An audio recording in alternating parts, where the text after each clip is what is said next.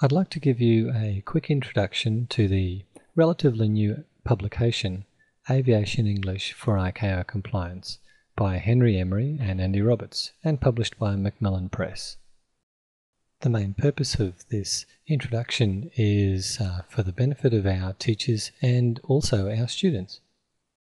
This course book is intended for aviation professionals, particularly pilots and air traffic controllers, who wish to reach and maintain level 4, which is defined as operational level by the ICAO language proficiency rating scale. The course does not aim to teach the phraseology that aviation professionals need, but it is included to provide a context for the plain English needed for communication between pilots and air traffic controllers, and between pilots and pilots. The main focus is on the language needed to communicate in non-routine and or emergency situations during flight operations. The reason for this is that most English language tests will have major components focusing on non-routine and emergency scenarios in aviation contexts. And so where the need to depart from standard radio telephony phraseology occurs, that's where students are really tested in their ability to transition from familiar language to using plain language in a relatively stressed aviation context. The book is divided into 12 units, and each unit has 4 sections. The first section is based on a reading text, and it's intended to provide an introduction to the main theme of the unit. The second section is based on a listening text or texts and provides sustained listening and pronunciation practice work.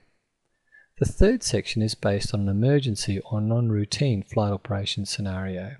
It always contains a listening text or texts involving a radio telephony exchange with a mixture of phraseology and plain English.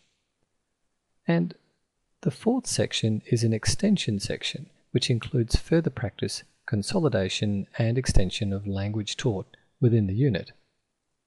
The student book also comes with an interactive CD-ROM, which complements the material in the student's book by providing interactive simulations, detailed pronunciation, and extra listening.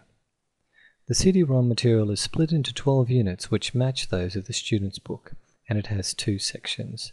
The first section contains further practice on pronunciation and listening, and the second section contains animated interactive sequences in which students are encouraged to use the language taught in the corresponding unit of the book.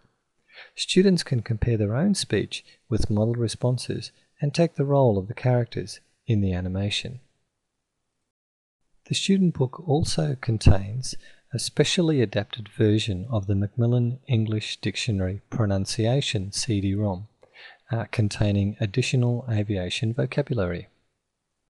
Overall then, this is a very comprehensive and well-researched book, which we strongly encourage. In fact, we require all of our enrolled students to purchase.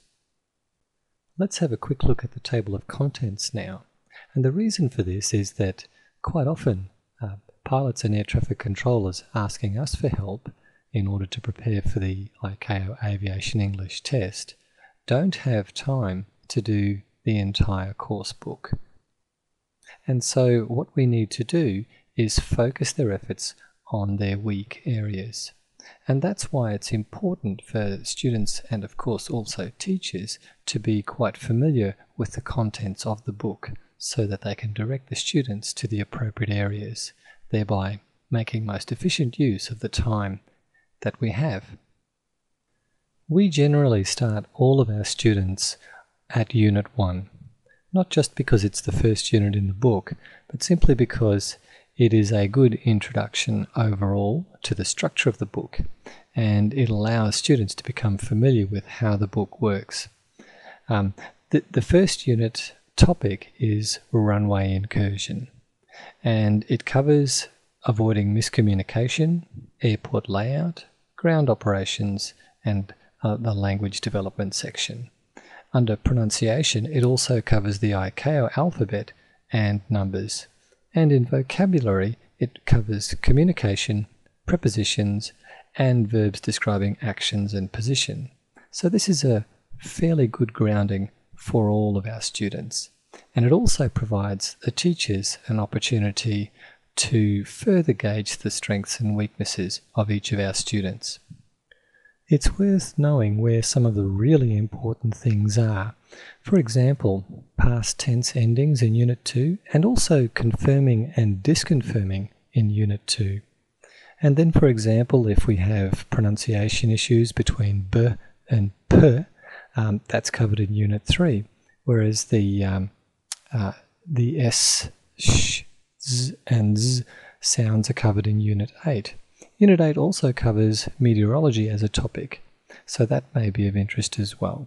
So each of the units have their strengths, and it is worth scanning the table of contents to see if there's a particular subject or a particular skill that may be of interest or may be important for your student. Pages 6 and 7 describe the ICAO rating scale for language proficiency, and it's worth reading carefully. The operational level, level 4, is the minimum that pilots and air traffickers will need to attain their license or certificate.